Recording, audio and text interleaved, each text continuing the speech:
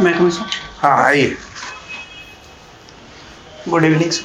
Good, have a seat, बैठिए। Thank you sir. So, tell us about yourself जी sir. without disclosing your name and your place of stay जी sir. or where you belong to. बताइए। जी sir, मैंने sir अपनी प्रारंभिक शिक्षा DAV public school और बागलपुर से की है सर। अच्छा।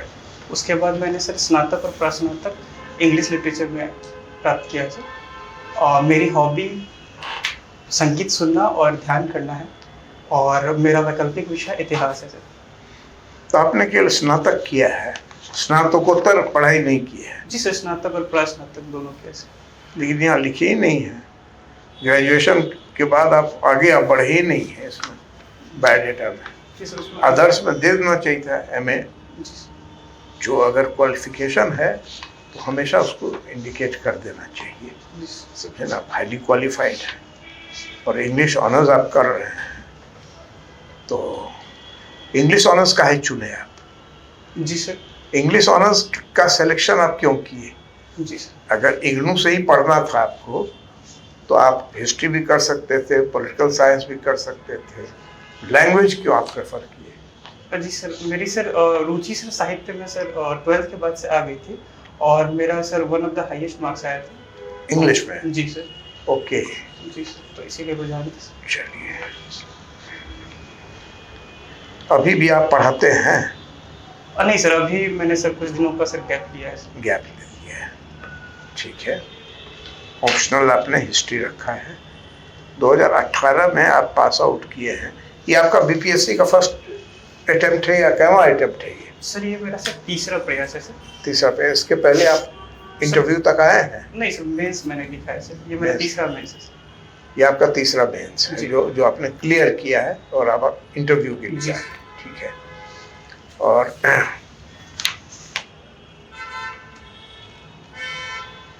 ये बताइए कि आप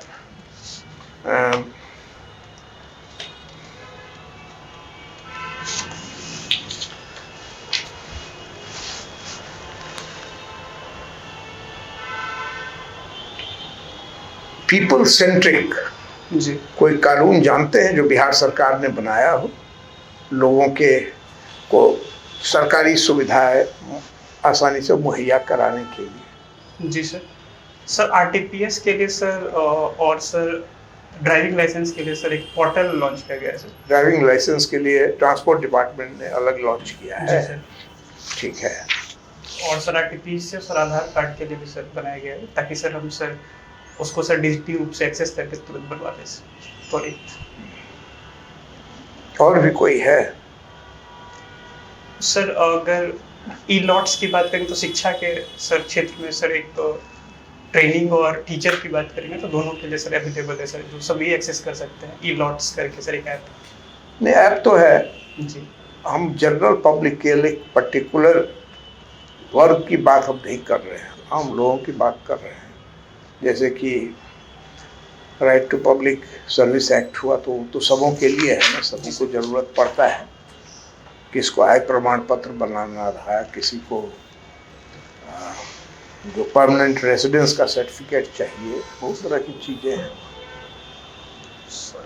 तो किसी का काम अगर नहीं हुआ तो और भी कोई कानून है जिसके तहत वो शिकायत कर सकता है कि मेरा काम समय पर नहीं हुआ या नहीं हो रहा है? सर अभी सर हाल फिलहाल में सर जनता संवाद का सर एक बात किया गया सर माननीय मुख्यमंत्री जी के द्वारा। नहीं, वो तो संवाद अलग है।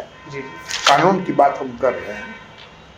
Redressal of public grievances act भी है जी, जहाँ पर लोग शिकायत कर सकते हैं और उसमें जो अधिकारी जिम्मेवार है उनको दंडित भी किया जाता है। हाँ, इसकी सुविधा सब डिवीजन और जिला स्तर पर है। तो चलिए पूछिए। आपका हॉबी है लिसनिंग म्यूजिक एंड मेडिटेशन। जी क्या अंतर है मेडिटेशन और योगा में? जी सर, योगा का सर 8 अंग होते हैं, उसमें एक ध्यान आता है सर। और ध्यान में कहीं ना कहीं सर हम अपने आंतरिक साथ साथ बाहर वाले पार्ट से भी कहीं ना कहीं हम अपने अंदर के अन्वेषण को देखते हैं सर। योगा की बात करेंगे तो सर इसमें 8 पार्ट कवर हो जाते हैं, जिसमें यम, नियम, प्रत्याहार, धारणा, समाधि सभी सम्मिलित होते हैं सर। तो ये एक ब्रॉडर कंसेप्ट है जो कि सर मतलब और भी ज़्यादा उपयोगी साबित हो सकता है। मेडिटेशन के डिफरेंट स्कूल्स हैं? जी सर है। क्यों? सर ये अपने अपने धर्म के अकॉर्डिंग भी और अपने अपने प्लेसेस के अकॉर्डिंग भी सर ये डिवाइड किया गया है। जैसे सर हमारा जो ध्यान का असर है वो तीनों टाइप में है सर। वो हम आंतरिक अन्वेषण भी कर सकते हैं, किसी एक विशेष जगह पे या फिर विशेष वस्तु पे भी फोकस करके कर सकते हैं, जैसे एक त्राटक विधि आ जाता है सर। फिर उसी तरीके से सर हम एक मेंटल इमेज को भी मान करके सर कहीं भी हम कर सकते हैं, और इवन चलता फिरता भी सब लोग ध्यान कर सकते हैं। आपने बताया कि आप डीएवी से पढ़े हैं, दयानंद एंग्लो वैदिक से पढ़े हैं, तो दयानंद सरस्वती कहते हैं कि go to the Rig Vedas. जी सर। क्यों कहते हैं go to the Rig Vedas, why not go to the Atharvaveda? जी सर। सर ऋग्वेदास सर जहाँ तक सर मुझे सर जानकारी सर गो टू वेदास बोलते हैं, तो सर मुझे ऋग्वेदास के बारे में जानकारी नहीं, लेकिन सर मैं एक अनुमति सर मतलब गेस लेना। नहीं, वो go to the Rig Vedas ही बोलते हैं। जी सर। तो सर मैं एक गेस लेना चाहूँगा जी सर। ऋग्वेदा की बात करेंगे तो सर वो हमारा अर्लियर टेक्स्ट मतलब सबसे प्राचीन वेद के रूप में माना जाता है, जिसमें सर बहुत सारी ऋचाएँ हैं। और अगर हम बात करेंगे तो उसमें सर बहुत सारी देवताओं का भी वर्णन है जो कि ओरिजिनल फॉर्म में है। तो मुझे लगता है सर इसकी वजह से उसमें जो हमारी प्राचीन संस्कृति वगैरह है। कुछ ऐसा महिलाओं का स्थिति कैसा था? एक अर्ली वैदिक पीरियड है, एक लेटर वैदिक पीरियड है। जी सर। तो बोलते हैं गो टू द अर्ली वैदिक पीरियड। जी सर। तो उसमें महिलाओं का क्या स्थिति रहा, कैसा रहा उसके? जी सर। अर्ली वैदिक पीरियड में सर महिलाओं का स्थिति अच्छा था सर, जैसे कि सभा समिति इन सब में उनकी सहभागिता को दिखाया जाता था। लेकिन लेटर वैदिक पीरियड में सर थोड़ा सा डिटोरिएट हुआ था सर सामाजिक स्थिति सब में। आपका हॉबी है listening to the music also. जी सर। बिहार की कोई ऐसी लेजेंड का नाम बताइए जी या आप जानते हो जो म्यूजिक के फील्ड में अपने आप में एक हस्ताक्षर रही हूँ या अभी हैं? जी सर। जी सर। सर जी पद्मश्री स्वर्गीय पद्मश्री जी शारदा सिन्हा जी हैं, और अभी सर करंट में सर सबसे युवा सांसद जो बनी मैथिली ठाकुर, उनका भी सर नाम देखा जा सकता है। तो पद्म विभूषण है कि पद्मश्री हैं शारदा सिन्हा जी? जी सर पद्म विभूषण भी हैं सर। Sorry sir. उनके कोई सबसे प्रचलित गीत आपको पता है? जी सर छठ वगैरह की बात की। फोक म्यूजिक और क्लासिकल म्यूजिक में क्या अंतर होता है? जी सर। और सर फोक म्यूजिक में सर कोई ऐसा रिदम या फिर कह सकते हैं कि कोई रूल सर बाउंड नहीं होता है। यहाँ पे सर कल्चर को बस प्रिजर्व करने के लिए किसी भी तरीके से गाया जा सकता है, मतलब उसमें एक पर्टिकुलर फिक्स्ड बॉन्ड मैनर नहीं होता है। जबकि अगर क्लासिकल की बात करेंगे तो उसमें ताला और रागा और ये सब सर फिक्स्ड पैटर्न में रहता है सर। भिखारी ठाकुर का आपने नाम सुना है? जी सर। तो बताइए। जी सर, इनको sir Shakespeare of Bhojpuri music बोला जाता है सर। और इन्होंने sir I am not sure कि सर इन्होंने विदेशिया दिया या नहीं सर, क्योंकि सर कंफ्यूज है थोड़ा। विदेशिया दिया है? जी इसी बात को लेकर थोड़ा सा डाउट। तो मतलब वो क्या फोक म्यूजिक से संबंधित है, क्लासिकल म्यूजिक से संबंधित है? जी सर उन्होंने सर फोक म्यूजिक में सर काफ़ी बड़ा योगदान किया है सर। अच्छा, विद्यापति जी के बारे में कुछ थोड़ा सा बताइए। जी सर, विद्यापति जी को सर मैथिली कोकिल बोला जाता है सर। ये मैथिली साहित्य और मैथिली संगीत दोनों में सर इनका योगदान माना जाता है सर। सर इनकी रचना भी है सर, कृति पताका और कृति लता सर इनकी रचना सर।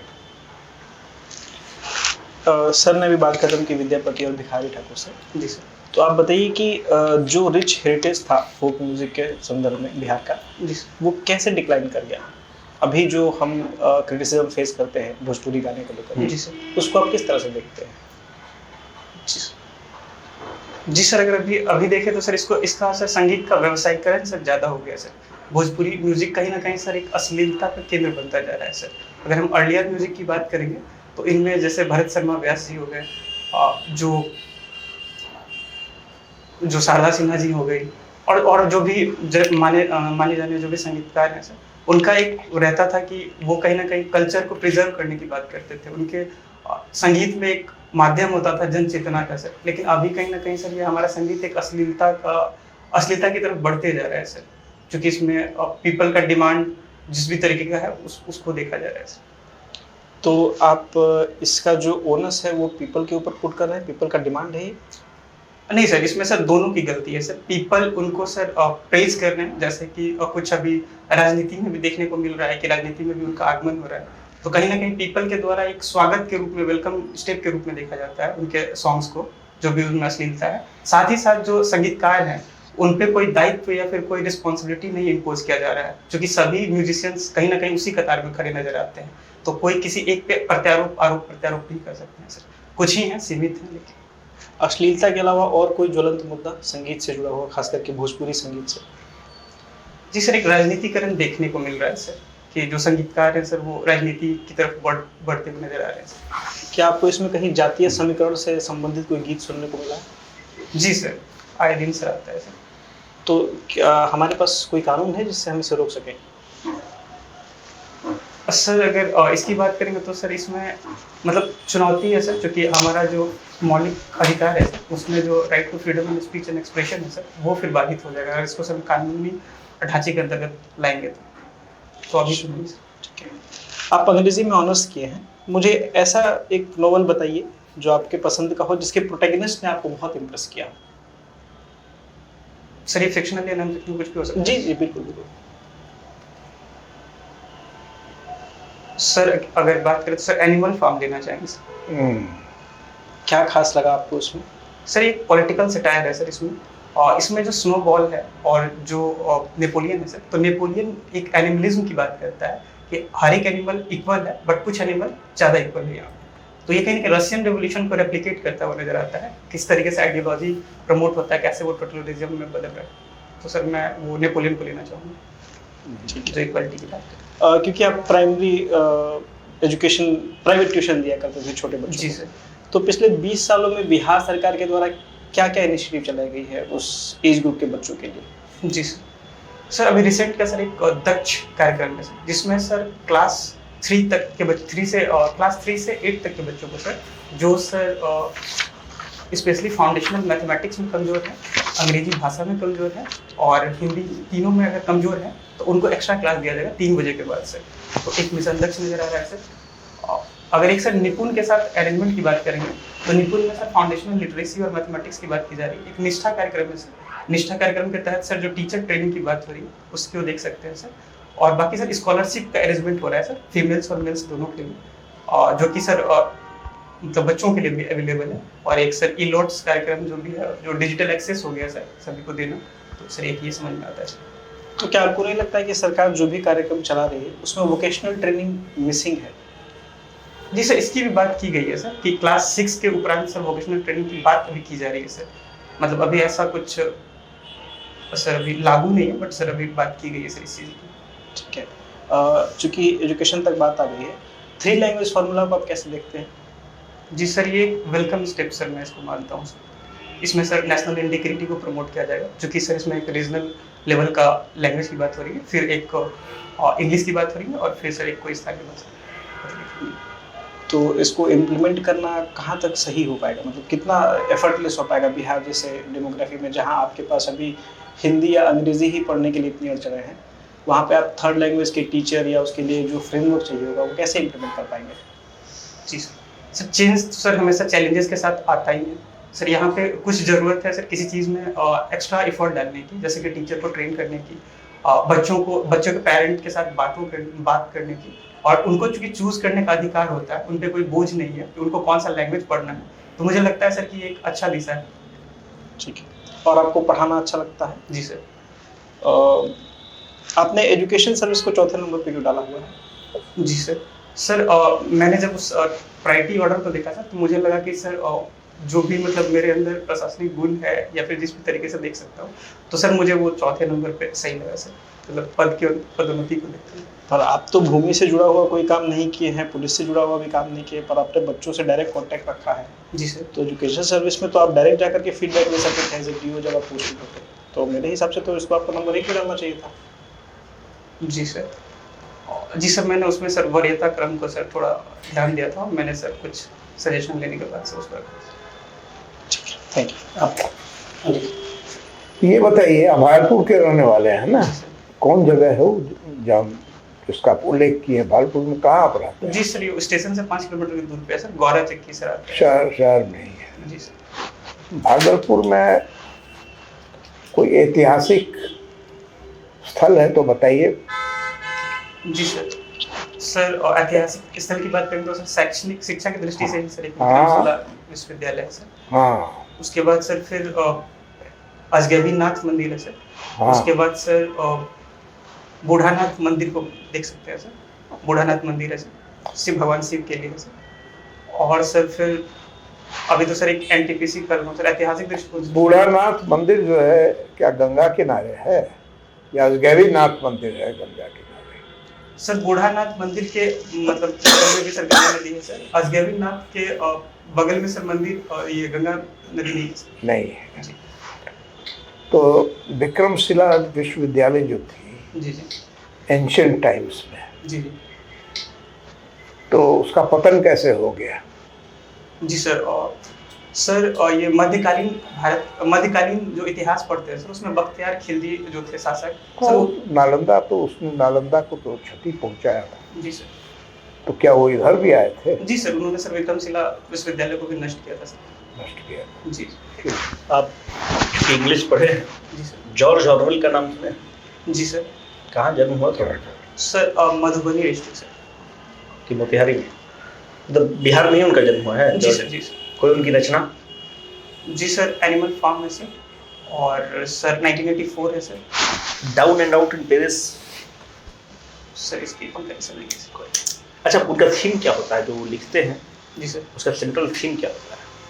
सर जनरली सर एक तो पॉलिटिकल मैसेज देते हैं सर, उसके बाद सर एक सटायरिकल वे में देते हैं सर, और सर एलिगोरिकल मूवमेंट मतलब सोशल और पॉलिटिकल दोनों को सर वो मर्ज करते हैं इकोनॉमी के साथ। या टोटलिटेरियन के खिलाफ लिखते हैं? ये सर खिलाफ। Thank you. केवल 30 सेकंड। ठीक है।